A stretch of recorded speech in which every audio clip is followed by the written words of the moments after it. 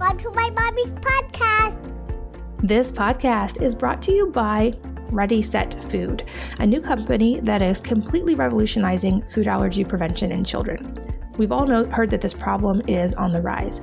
In fact, most of us know someone personally who has a child with food allergies, or perhaps you've even experienced this yourself. There are many theories for why this is on the rise, and certainly many aspects that need to be addressed, like gut health and immune support, etc. But Ready Set Food is taking the cutting edge of research and science and using it in a practical way to prevent babies and children from getting food allergies in the first place. Here's how. The most up-to-date studies are showing that carefully calculated early exposure in the right amount can stop many cases of food allergies.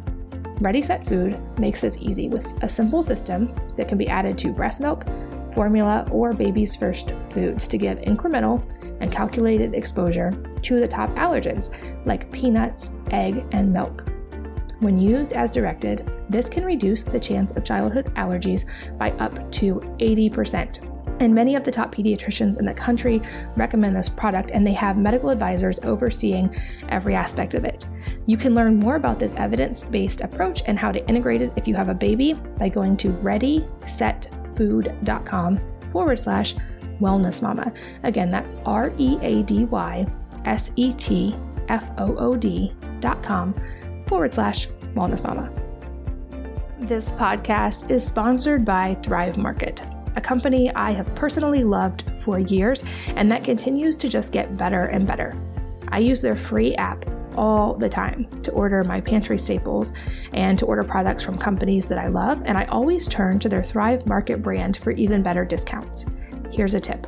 Use the app like you would use a shopping list. Add things as you think of them, or as you run out, or as you meal plan. Then, once you hit the threshold to get free shipping, your order will be ready to go. And here's another secret. Thrive often runs free gift with purchase offers just for members as a thank you. So keep an eye out for those and take advantage of ordering when it's something that you like. I usually choose to order on days when there's a gift I love, when I've already reached the free shipping threshold, and I've gotten some awesome free products over the years by doing this. You can find out more about all of these and get an extra discount if it's your first order by going to thrivemarket.com/Katie. Again, that's thrivemarket.com/Katie. Hello, and welcome to the Wellness Mama podcast. I'm Katie from wellnessmama.com, and I'm here today with Dr. Anna Cabeca, who is a triple board certified doctor and a fellow of gynecology and obstetrics, integrative medicine, and anti-aging and regenerative medicine. To say she is qualified is an understatement. She has special certifications in functional medicine, sexual health, bioidentical hormone replacement therapy. She's also known for her work using natural alternatives and bringing traditional healing modalities for managing menopause successfully. She is the creator of the highly acclaimed virtual transformation programs Women's Restorative Health, Sexual CPR, and Magic Menopause.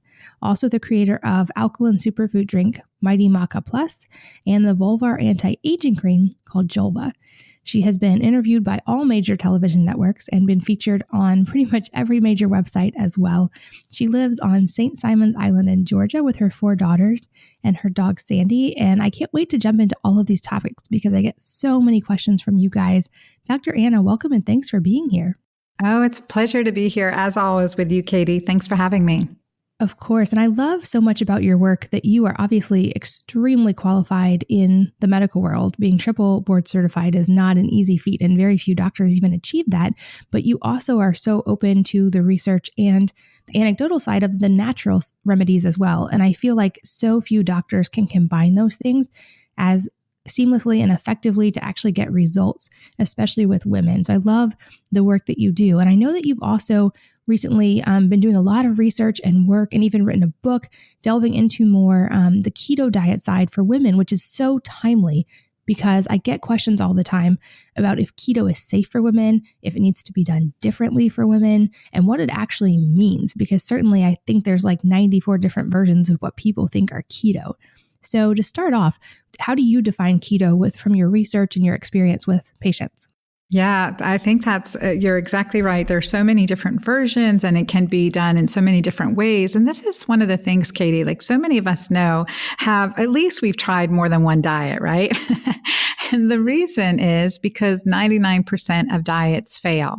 And we know that from the research, right? And so that's what's really frustrating. But what I really try to hone down with my Keto Green Way and clarify it in my book is how you uncover what really works for you, because it's only about 25% about what we eat. 75% is a lifestyle. When are we eating? How are we eating? What's our mindset that we bring to it? What are we dealing with? What toxins are we exposed to? And all of those factors have to be teased out so we can really obtain optimal health. So for me, like the keto diet is really the emphasis on ketosis, getting our body to use ketones for fuel versus glucose on a regular basis as much as possible. And that's the key. And what do you see, especially for women, as far as any hormonal changes? And are they positive or negative? Because that's the most common critique I hear is, women shouldn't do keto because of their hormones. Right, right. And that's exactly what happened to me. And, like we talk about, why am I triple board certified? I tell you, I do not discriminate on healing modalities if they work, right? And so that's what I'm trying to figure out. I've been trying to figure out. So when I tried keto in the past, for me or my perimenopausal patients, they would always complain of irritability and moodiness and, significant mood swings. And I would say for myself, I called that going keto crazy, and you cannot be that. Not as a mom with kids, you know that very well, right? And so all your listeners do.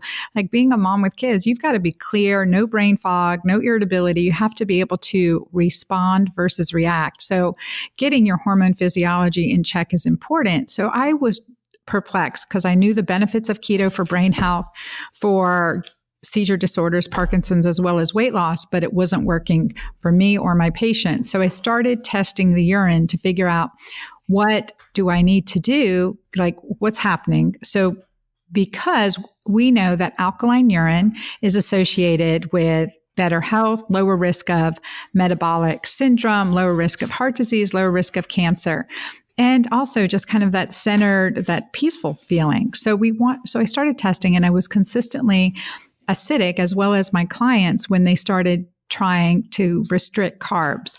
So I flipped because of the hormone imbalance symptoms that they were getting, not just our hormones, estrogen, progesterone, testosterone, but our neurotransmitters, serotonin, dopamine, gabapentin. So all of those were affected. And so by doing that, by incorporating more low carbohydrate alkalinizing greens, hence my Keto Green Way, we were able to improve the urinary pH, get into ketosis then, and really experience clarity, hormone balance, and weight loss, if that's what we were seeking. Yeah, I think that's an important key. I've seen too many versions of keto that look like a bacon and cheese diet, which is technically you can get in ketosis, I guess, that way.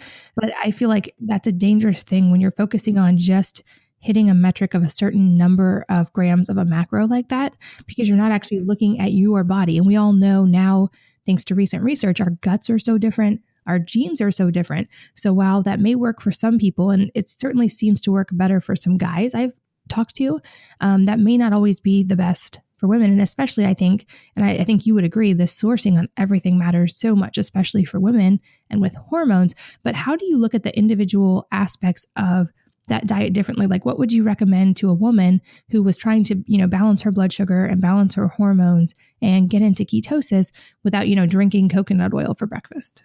Yeah, that's a great point. And I do believe this is where men and women are different, right?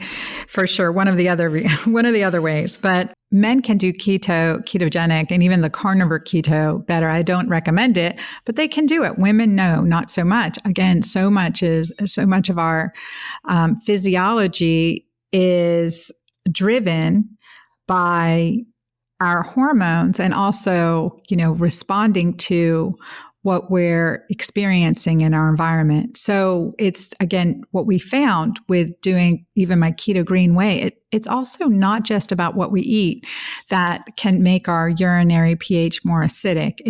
It's more so if we're stressed out and we're like pedal to the metal, we're eating on the run, and all of those things can, even if we're eating perfectly, we're going to have a acidic urinary pH. If we're not sleeping, if we're worried about something, all of those things can really affect us. Again, there's so many issues that I really clarify in my book that you can just check off if you're not getting an alkaline urinary pH. But that's what's different. You have to, every woman is different too. We know that, right? We can see that.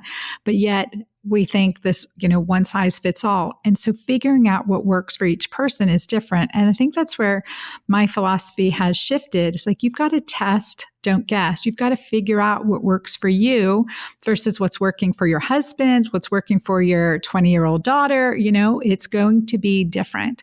And so that stems from the portion sizes on your plate to the quality of the ingredients. And hands down, we want the highest quality organic ingredients as possible, as well as, free range, wild caught, all of those good things when we're using our food choices. And that does make a difference too, when we're just looking at the food component. But for me, like if I was to say a keto green plate, what does that look like for a woman? It's a good 3/4 of your plate in greens. Just think of, sauteed spinach or arugula, some lovely alkalinizing low carb veggies. We're in the South, so, collard greens, Swiss chard, all of those are excellent.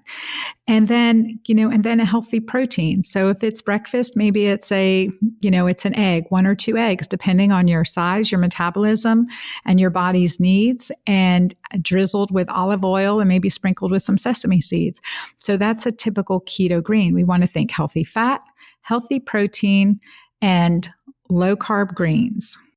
Yeah. And I mean, certainly I feel like the greens are one thing that pretty much every health expert I've ever talked to largely can agree on, short of, carnivore diet, is that we need greens. Like nobody's arguing about the fact that we need greens and sleep. So I love that that's a core part of it. And if I'm remembering correctly, you can probably explain this better than I can, but especially for women, greens have a cool, unique side effect, which is that they do something to bind to extra estrogen compounds or estrogen mimicking compounds in the body, at least from what I've read. Am I right on that? Yeah, absolutely. The lignans, fiber, helps to bind and help detoxify estrogen. So that's beneficial. Which makes sense. And I know estrogen gets a bad rap and it's tied to things like belly fat. So that can be great for women. Plus, by volume, you're still eating plenty of food. So you feel really full. And you're getting so many micronutrients because greens are rich in so many amazing things. And I love your version of keto for that reason, because I think a lot of keto diets, it's easy to fall into the trap of not getting enough vegetables in general. And probably some people listening have had that experience where they've gotten into ketosis and they've been keto, but you kind of get that, you can almost feel that acidic, kind of icky feeling when you do that for too long, because the body really does need vegetables and does need those micronutrients. And I love that you also talk about the other factors related to food. I'd love to go a little deeper on that, like the timing you mentioned and your mental state and, not being on the run when you're eating. So what are some tips that you would give to women for making sure the food environment is optimized? Yeah, that's a great, I love talking about that again, because it's not just about what we eat. But one thing too, when we're approaching diets, we don't just want to look well, right? We don't just want to look well. We want to feel well. And as we feel well, and that's what I really work to incorporate into my program, because feeling well gives us better willpower, right? When we're stressed, when our body's starving for the micronutrients because we've carbohydrate restricted too much and our body's starving, the willpower is physiologic. We're not going to have the willpower. We're more likely to break our diet, break our rules and go off program and feel frustrated with ourselves and feel like a failure. And it's not that at all. It's just that we disadvantaged our physiology. So we have to think, okay, well, I want to feel well, and the look well will come from that. We will look healthier. We will look fitter. We will want to exercise more. We will be able to say no to unhealthy food choices. And that all makes a difference. That's like the quality of life that at any stage of our life, but especially as we're getting older, we really want to relish, right? We really want to relish freedom. So that means we can't be bound any longer to food cravings, to poor habits, to anything that continues to defeat us. So I just wanted to emphasize that, because that's a huge part of what I really want women to discern, again, what works for them and versus what doesn't work for them. And the scale will follow suit.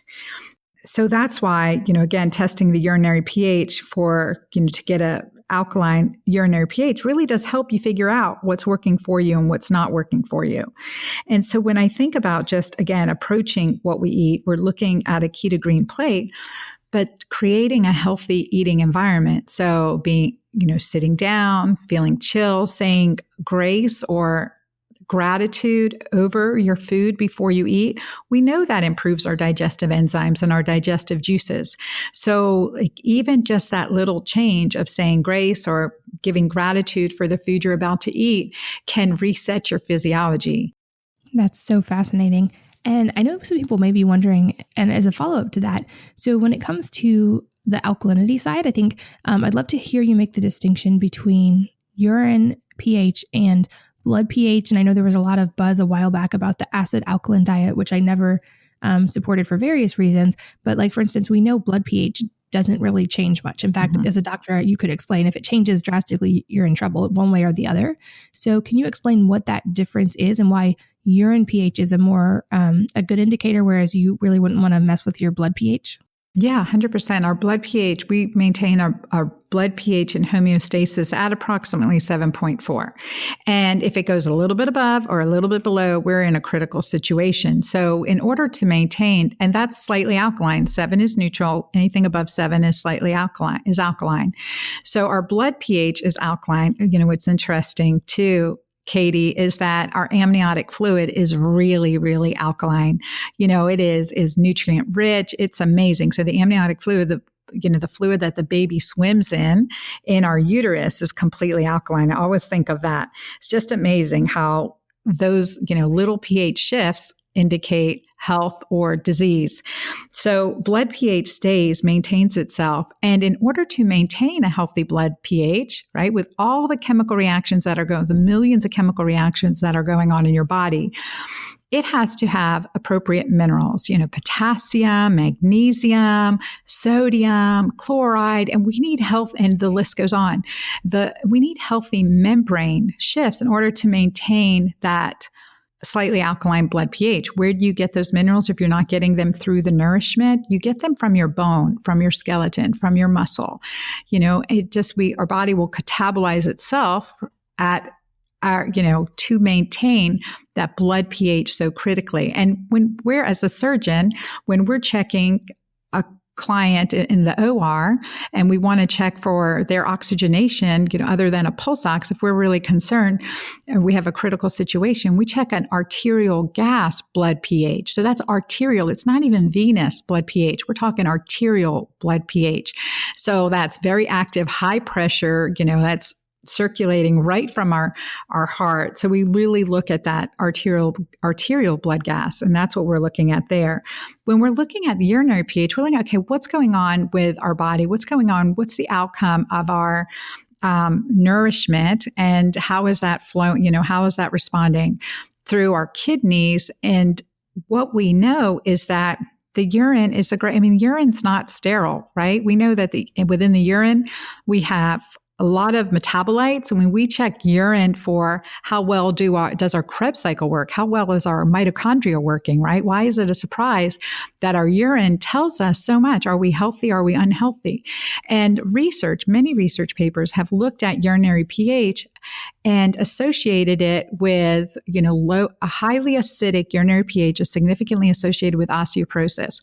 So if there's one thing that women can do to decrease the risk of osteoporosis, it's to check their urinary pH and make sure it's alkaline. Again, same thing, because if we're not supporting our body with the right nourishment, or we're using that nourishment up too fast from stress, from anxiety, from sleeplessness, and our body's in an inflamed state with high glucose, our microbiome's not well balanced, right? We've got overgrowth, or we've been on antibiotics, or there's yeast or something like that. That's going to show up as, with symptoms of a low urinary pH, as well as all the inflammatory symptoms, moodiness, irritability, achy joints, hot flashes, mood swings. The list goes on. So that's why I'm really want to clarify, we're talking about urine pH, not blood pH. And the difference is that it's a indicator for each of us to discover very cheaply, right? Like for pennies. And that's why I love it. Discover what is working for us, food and experience wise, and what's not. And also, I've had vegans and vegetarians have a hard time. Some of them have a hard time getting an alkaline urinary pH because of stress, or because of toxins in their home, or because of mold, or because of actually juicing a lot and high blood sugars. So it's fascinating to figure that out. And once we switch that to a alkaline urinary pH and get into ketosis at the same time, the combination, it's like that energized enlightenment is what I like to call it. It's that feeling of clarity, feeling of extra energy, feeling of, willpower. It's just willpower, determination, joie de vivre. You get that peace that surpasses all understanding, as it expresses in the Bible. And I think because we're using that jet fuel, ketones for fuel, and as well, we've calmed down layers of inflammation. We've provided the body with nourishment, and we've improved that alkalinity to our body. So we're not having to essentially rob Peter to pay Paul. That was a perfect explanation. I love that. And I think the other distinction that's important that you could speak to so well is that you're not testing ketones in the urine, from what I understand either, because that was, I know, a thing that was like somewhat controversial a while back too, is like, ketones in the urine aren't accurate, but you're not looking at the ketones, you're looking at the alkalinity, which is also much, as you mentioned, much less expensive to test. Actually, difference, or maybe I'm wrong. Oh, no, actually I do, because I look at the ketones in the urine too, because most of us, unless we've been in ketosis for a long time, now again, blood pH is the gold standard. I check blood pH and, periodically, but on a daily inexpensive basis, urinary ketones is great, because if there's a Friday night and I've had 2 glasses of wine and maybe a higher volume dinner or something with friends, and I'm going to be out of ketosis Saturday morning. So urinary ketones is very easy to test, inexpensive, and like, okay, let me get back into ketosis and then just confirm with blood ketone testing again. So I find urinary ketones as a great first step, as a great guide when we're initially getting into ketosis to help us get there. And they will be accurate for at least 2 months on a strict ketogenic type diet. So what we measure with urinary ketones are the acetaldehydes versus beta hydroxybutyrate, which we measure in the blood. So certainly after an extended time period of keto adaptation, and I will tell you that I've not gone past 2 months. So urinary ketones have always been accurate, confirmed with blood ketones, especially when I'm not seeing ketones, just to confirm. It's been a great way. And again, it's an economical way to kind of tailor and figure it out. So I think both have its place, and it again depends. But if someone's been in ketosis, and this typically, if someone's been in ketosis for an extended time period, they will stop seeing urinary ketones. That makes sense. Okay, so when the body adapts, that stops being as accurate, and then you would need to look at like the blood at that point if you were still trying to measure, but until that point. Absolutely. And it seems like one day off after you've been keto adapted, you're back to measuring acetaldehyde in the urine again. It's fascinating. That is fascinating, because my main experience with measuring both blood and urine ketones is after periods of fasting, which I do. They certainly have health benefits as well, but I do it largely for the mental and spiritual benefits at different times of the year. And I've seen my blood ketones get actually pretty high. And then I find I'm actually able to get into ketosis more easily after that. It's like it helps the body adapt. Do you look at glucose at all as well, like blood glucose? Because that's something I've written about quite a bit, is just as far as if you want a relatively inexpensive measure at home metric of your health, like you can take your fasting blood glucose, especially as we age and our hormones change, just to kind of keep that baseline and make sure it's not going up. But I'm curious if you test that or recommend testing that. Yeah, I think glucose is that's a great way to self-monitor. Now, one thing with you, I've had the same experience as you, Katie. So when I really want to get into my, ketosis or get keto alkaline very quickly, I'm going to first boost up all my alkalinizers and then fast, because that will push me into ketosis. I'm going to tell you, it takes a day and a half. I'm 52. It can take a day and a half to get those ketones to show up sometimes.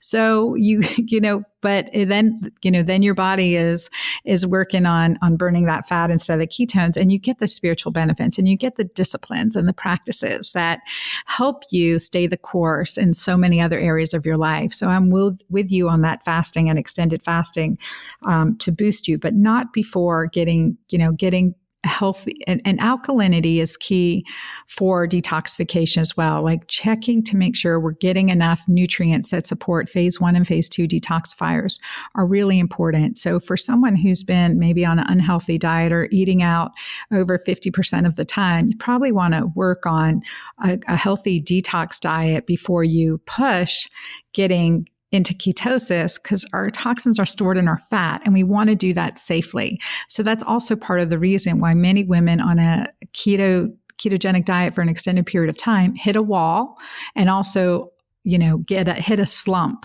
in their energy and otherwise when they've been doing it without the support of the micronutrients that support phase 1 and phase 2 detoxification. I really emphasize that in my book as well. I think glucose is really key. There are actually 4 markers that I talk about in my book that I also believe that women, these are numbers we should know, like the numbers on our scale. Glucose is like a 5th marker. So knowing your glucose number, your fasting glucose number, I think that's really, really critical. But I think even then, we can go beyond that to really tailor our health and optimize it as part of our ongoing self-care, really being the physician, being our own physician or the CEO of our own health, which we have to do because we cannot expect insurance companies and, the medical system to do it for us. That's our responsibility first and foremost. Yeah, absolutely. I think that alone is such a key of just taking responsibility for our own health. And you mentioned that urine has always been an effective measure for you because you haven't gone longer than 2 months in strict ketosis. I'm curious, do you recommend cycling on purpose, or just like realizing there's times in life that you will want to enjoy food or enjoy life and not be in strict ketosis? Is there a benefit to women for having a day or two out of ketosis, eating some sweet potatoes, and then going back? I think metabolic flexibility is really, really important. Now, we do not yet have the research to verify that in women. Most of the research in ketogenic diets have been done in men. As far as I know, the only, my program with my Keto Magic Menopause program has been the only program looking at menopausal and postmenopausal women in a ketogenic diet long term. And we've seen tremendous results, decreasing fasting blood glucose, decreasing hemoglobin A1C, decreasing inflammatory markers, improving thyroid function. So we have seen this now over the past couple years now, since 2015. In women through my programs. So metabolic flexibility, and it's something I do encourage in my group, because there's times for fasting, there's times for feasting. And then the rest of the time, I say, let's be keto green, right? So I intuitively feel through traditional societies, traditional wisdom, looking at the blue zones, that feasting is part of it. Now, do we want to feast on pizza? No, we don't want to feast on pizza. We don't want to feast on anything that makes us feel sick. But hey, for someone who's not gluten sensitive, not dairy sensitive, and maybe a 20-year-old athletic male, maybe they can do that. But I think that metabolic flexibility is hugely important. Got it. And what about the thyroid? Because that's the other thing we often hear is, eating too low carb for too long for women can be harmful for the thyroid. And you obviously, I'm sure, test that in patients as an OBGYN. So what have you found? Does it have a negative impact on the thyroid, or is that just largely speculation based on being anything for too long or anything extreme seems to get a negative reaction from the conventional medicine? Right. And I don't think I've looked at this research in and out, and that's why I've looked at the lab work, because many of my clients get lab work. Again, they're the CEOs of their health, and I encourage that to see what's happening with their thyroids. So what I've seen clinically, at least with the keto green way, again, making sure you're getting really focusing on getting an alkaline urinary pH as we work into ketosis. Again, we want to create stability and harmony within our body. So we need to know, is what I'm doing working for me? So that self-discovery piece is hugely important. So in this instance, what we've seen, improved free T3, improved free T4, lower TSH. And so that's ideal. And I have not seen what I've heard reported on strict ketogenic diets with increasing hypothyroidism at all or decreasing thyroid function. I have not seen that at all. And now I've have over 1,000 clients. That's a perfect question. I think we have to have low carb alkalinizers. We have to have healthy carbs in our diet. We have to get nutrients. If we're not getting, I think it's better to say, instead of low carb restricted is causing thyroid issue, maybe it's better to say micronutrient restricted or deficient diets cause hormonal imbalance, hence thyroid issues, not to mention estrogen dominance, chronic fatigue and, inflammatory symptoms, and the list goes on. That's a great distinction. Yeah, I agree. I think the micronutrients are so important and they're often overlooked. People just want to focus on macros all the time. This podcast is brought to you by Ready Set Food, a new company that is completely revolutionizing food allergy prevention in children. We've all heard that this problem is on the rise. In fact, most of us know someone personally who has a child with food allergies, or perhaps you've even experienced this yourself. There are many theories for why this is on the rise, and certainly many aspects that need to be addressed, like gut health and immune support, etc. But Ready Set Food is taking the cutting edge of research and science and using it in a practical way to prevent babies and children from getting food allergies in the first place. Here's how. The most up-to-date studies are showing that carefully calculated early exposure in the right amount can stop many cases of food allergies. Ready Set Food makes this easy with a simple system that can be added to breast milk, formula, or baby's first foods to give incremental and calculated exposure to the top allergens like peanuts, egg, and milk. When used as directed, this can reduce the chance of childhood allergies by up to 80%. And many of the top pediatricians in the country recommend this product, and they have medical advisors overseeing every aspect of it.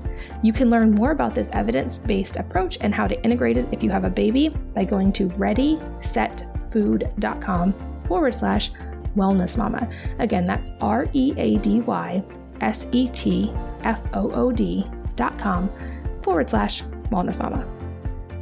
This podcast is sponsored by Thrive Market, a company I have personally loved for years, and that continues to just get better and better. I use their free app all the time to order my pantry staples and to order products from companies that I love, and I always turn to their Thrive Market brand for even better discounts. Here's a tip. Use the app like you would use a shopping list. Add things as you think of them or as you run out or as you meal plan. Then, once you hit the threshold to get free shipping, your order will be ready to go. And here's another secret. Thrive often runs free gift with purchase offers just for members as a thank you. So keep an eye out for those and take advantage of ordering when it's something that you like. I usually choose to order on days when there's a gift I love, when I've already reached the free shipping threshold, and I've gotten some awesome free products over the years by doing this.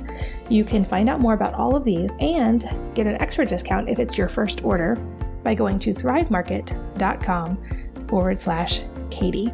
Again, that's thrivemarket.com/Katie.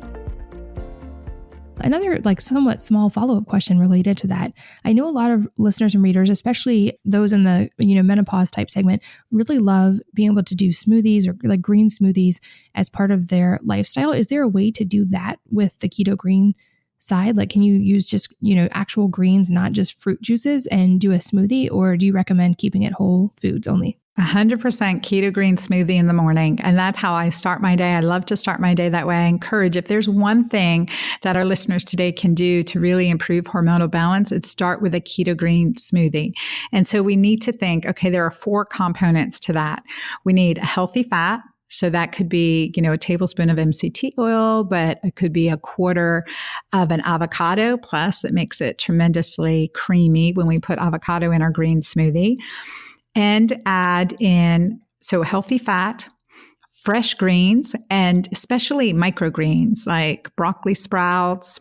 I love to add a handful of those or quarter to half a cup of those into my green smoothie in the morning. So we want fresh greens, kale, whatever you got in the fridge, honestly. You have some celery in there, what you got in there, right? Just throw that into your smoothie. So fresh greens, so healthy fats, fresh greens, and then some fiber. So a teaspoon to a tablespoon of chia seeds and or flax seeds. Perfect to add in there again for the lignans to bind and help your body detoxify estrogen. And then the fourth is protein. So a healthy protein, it could be a tablespoon of almond butter. It can be a protein powder. I use my Keto Green protein shake.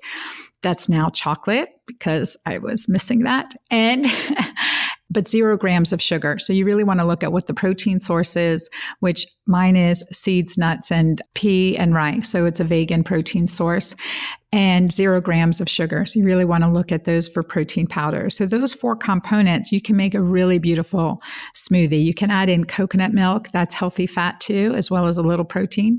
So that's another great thing to add in there, and just blend that up in the morning. And you've got a really good keto green smoothie in the morning that really sets a healthy tone for your body for the rest of the day. I love that. And that's perfect because women are so busy being on the go, even though you want to obviously, say your gratitude over it, take a deep breath, but it's great because you don't have to spend a long time making it and you can work that into any morning routine. I'd love to switch gears a little bit because I know there's a big segment of my audience that is more in that perimenopausal or menopausal age. And it's something I obviously haven't experienced yet. So I don't have much personal experience to share. And I'm not a doctor, so I can't share from client experience. And you have all these patients that you've worked with to get through that.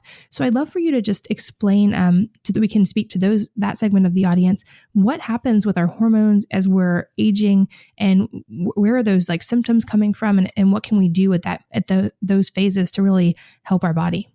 Yeah, thank you. And it's a big issue because there's so much misinformation too in the media, and there's so much fear about getting older. And I really want to dissolve that fear. I really want to remove it completely, because we really have to look at this just like the time period when we started our periods, a great amount of hormonal change, but it heralded in another time, right? And the same thing now when we're ending our periods, call this menopause. 12 days since the last period is technically your menopause. And that heralds into another level of enlightenment. I mean, another half of our life can be lived in the post-menopause, assuming we get to 100 typically, right? But I just want to dissolve that fear, because the transformation, the rewiring that's going on in our brain is really for a higher level of enlightenment, a higher level of clarity, peace, understanding, and hopefully leaving a legacy that breeds that forward in our children and their children. So, that's the first thing I want to say about, the just normal transition times when we have these hormonal changes from when we start our periods to if we have childbirth, and then to where we end our period. So let's take away the fear. And yes, it's normal, but we can do it a lot better than what we see happening because of so much disease and our, inflammation and hormone imbalance in our society today. So hormones will naturally shift in our mid-30s as our ovaries start declining its production of fertile eggs. And so we have a lower level of progesterone. And that normal decline is expected in our mid-30s. So what we see with that, though, what we're seeing now is with that decline, we see some of the mood swings, irritability, hot flashes, breakthrough bleeding, irregular cycles, heavier than usual cycles, sometimes skipping a period. We can see all of those things during this time period. Now, I want to say that typically can come to your doctor and they'll say, oh, well, here, take some birth control pills and your periods will be regular. And that's standard of care. That's true. But what happens? The client continues to have the hormone imbalance symptoms that are underneath this issue because we've just put a Band-Aid on it. So there's irritability, there's PMS, mood swings. Like I always tell my clients, if you hate your husband only 2 weeks out of the month, it's probably your hormones and not your husband. So what we have to fix that. But the standard care is here's an antidepressant, or here's the latest antidepressant because the last 4 have failed you. And so, and then what happens then? The client comes back still with discomfort, heavy periods, breaking through on the birth control pill, feeling miserable, no sex drive. Again, the birth control pill will decrease that too. And what happens next? Well, here, let me do an endometrial ablation or a hysterectomy. And since you're over 35, let's just take out your ovaries while you're there. So hence a person's often prescribed into surgical menopause. Now, look, I'm a gynecologist. I was trained at Emory. I have done this, right? I have done this. And so when I started working through my patient's need, I was a National Health Service Corps scholar, Katie, and that brought me here to Southeast Georgia, where I practiced for several years in McIntosh County, which is a small shrimping village, along with my main practice near the local hospital.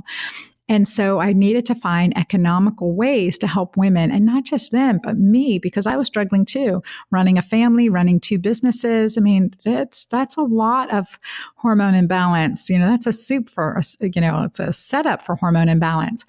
So how did I find economical ways? And that was to empower the client's lifestyle and starting using bioidentical hormones and starting to use micronutrients and adaptogens like maca. And so with that, I went from doing 2 to 3 surgeries a week to 2 to 3 a year. And not just that, patients felt better, because sadly, what happens after the hysterectomy or the ovaries are removed, the client's still not feeling well. And then we have to say, well, here's your referral to the psychiatrist. And because of all the relational discord, et cetera, here's a, divorce attorney I can recommend, and I say that tongue in cheek, but it's there's a lot of reality to that, sadly. But when we empower the body, we use micronutrients, we detox the body, we approach it from a functional medicine, I like to say functional gynecology approach, and we restore this hormone balance that I set forth in my book, The Hormone Fix.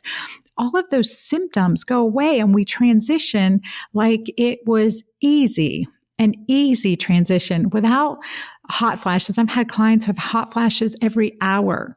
They will diminish, they will go away without surgery, without prescription meds, because you've now discovered what works for you and what works against you, and you're able to stay the course because your physiology is balanced, and all of a sudden you've got willpower and determination and energy to do what you really want to do and what really serves you and takes care of you.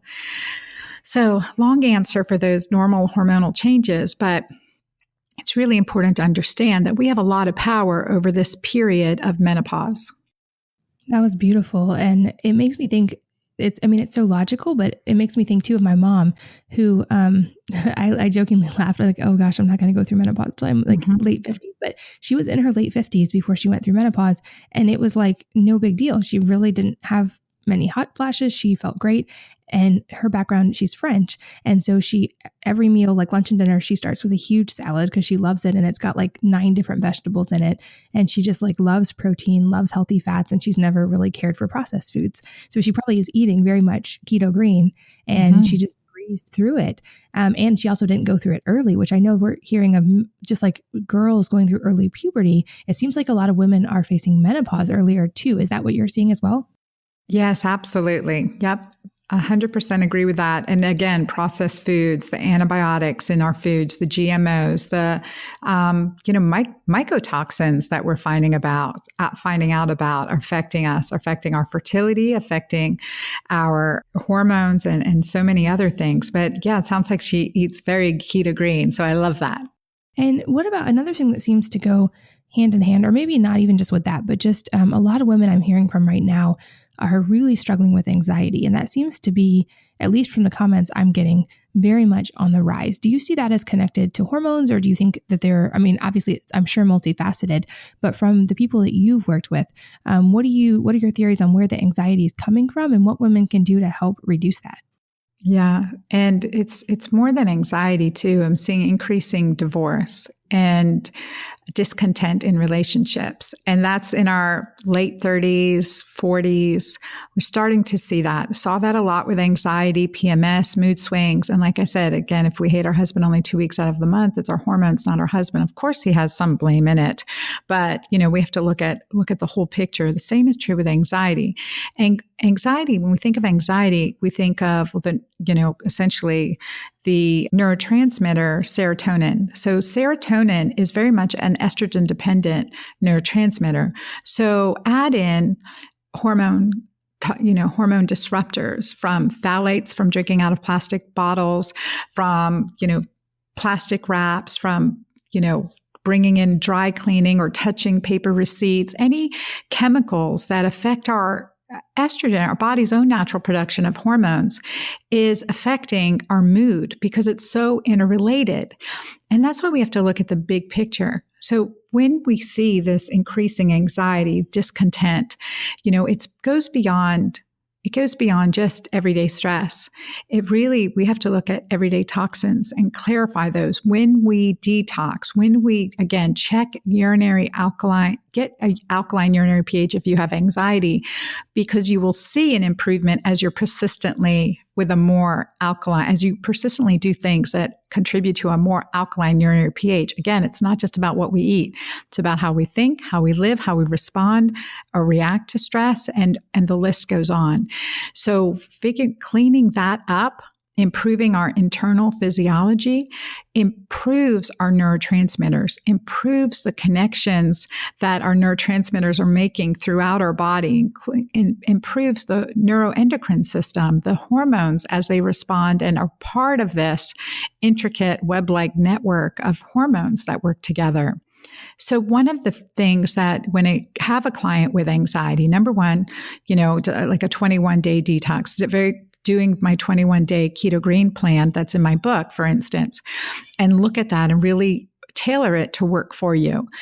And that's one thing. But adding in improvements to your sleep is another. So magnesium at bedtime. And if we're over 35, progesterone's a neuroprotective hormone. And I highly recommend it when we need it because we're not just living out in the Amazon. We're not living in nature. We're not living off, fresh herbs and vegetables right from the earth. At least probably, in the United States, at least 90% of us aren't. And our body has to respond to so many stressful demands, which tax our hormones. So when we are dealing with anxiety, we have to say, okay, well, what do I need to do to calm down my physiology and improve it? So magnesium, getting a good night's sleep. So maybe it's checking out the sunset at night, triggering your innate archaic response system to signal that it's time for sleep. Maybe we add melatonin, and maybe we add bioidentical progesterone, especially if we're around the perimenopause time period, because we know that we're deficient in that hormone and it's neuroprotective. And it also helps contribute to the production of GABA, which is our relaxation and resting hormone as well. And so as progesterone's deficient, and estrogen becomes deficient, not only is serotonin an issue, but GABA is an issue as well. And so we have to enhance that naturally. So giving the micronutrients, I like magnesium L-threonate because it crosses the blood-brain barrier. And then a bioidentical transdermal progesterone cream, or have your doctor prescribe you bioidentical progesterone. And again, when I learned to do that and did that with my patients, beyond going from 2 to 3 surgeries a week to 2 to 3 a year, my clients felt better, felt happier. I'll never forget one of my clients, Zendi, age 37. She was really struggling. And within 6 weeks, she came back. She goes, not only am I feeling better, but my daughter came up to me and said, Mommy, you're smiling again. Man, she did that without medication, right? She did that herself, just with the same things, the same process that I put forth in my book, the hormone fix. And so I really want to emphasize that we have a lot of control over this. Wow.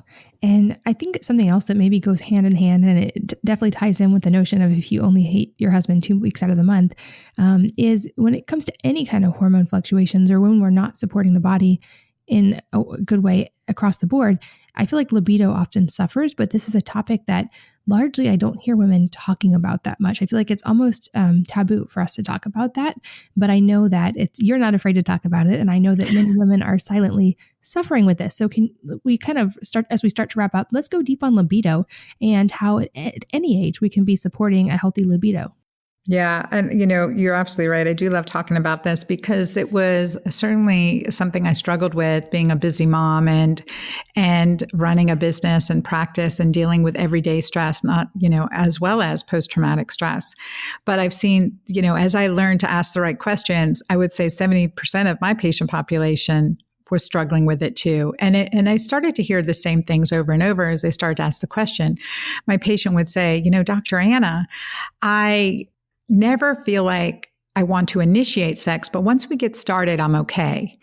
And that's the first thing women need to realize, because that's called a secondary sexual response.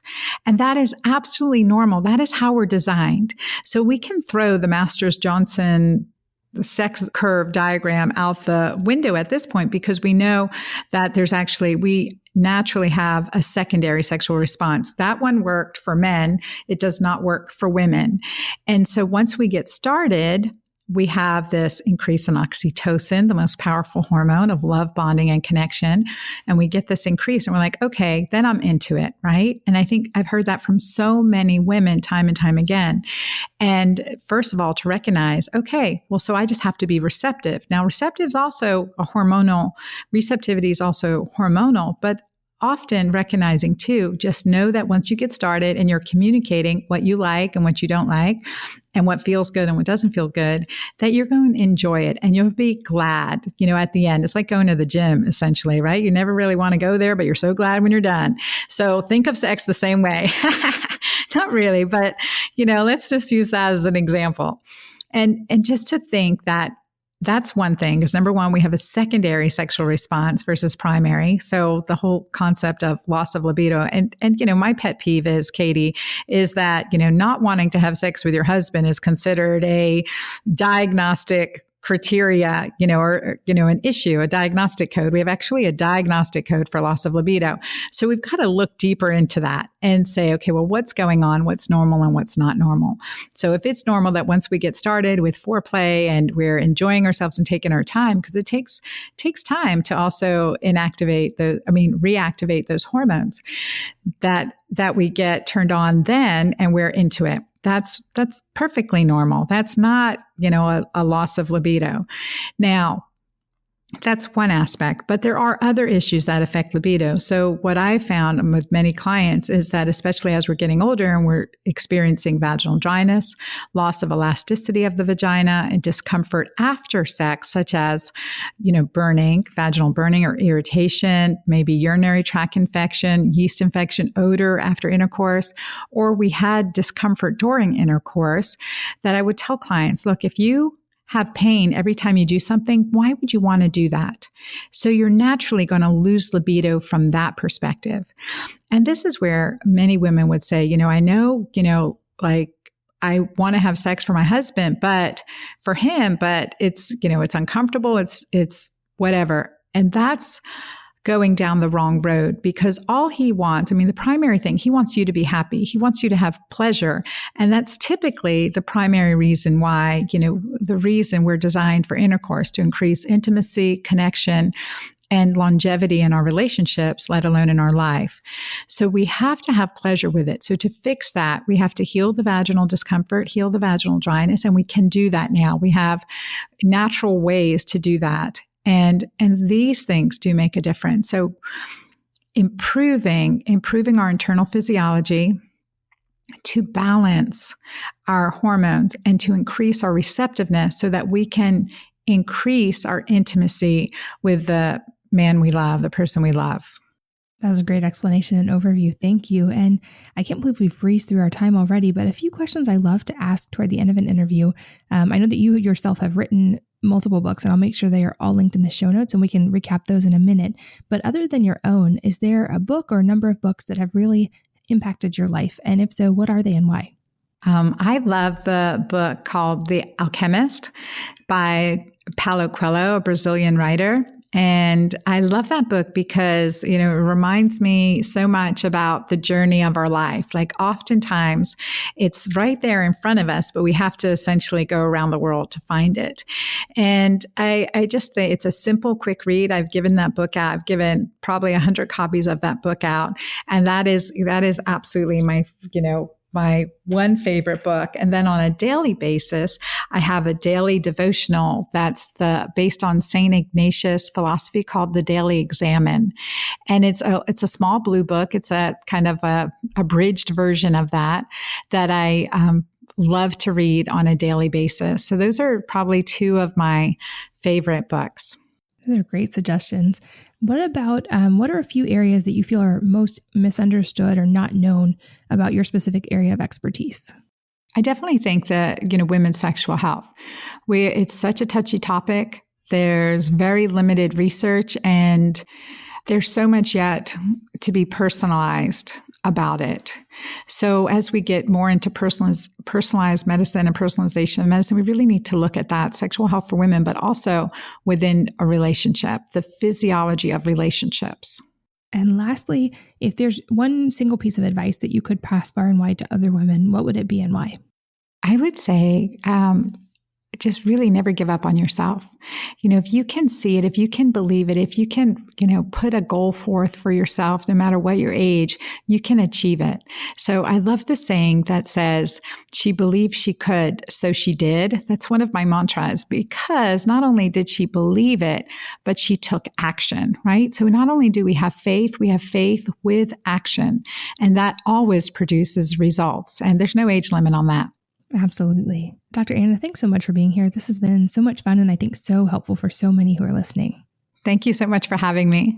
And thanks to all of you for sharing your time with us today. And I hope that you will join me again on the next episode of the Wellness Mama podcast. If you're enjoying these interviews, would you please take 2 minutes to leave a rating or review on iTunes for me? Doing this helps more people to find the podcast, which means even more moms and families can benefit from the information. I really appreciate your time, and thanks as always for listening.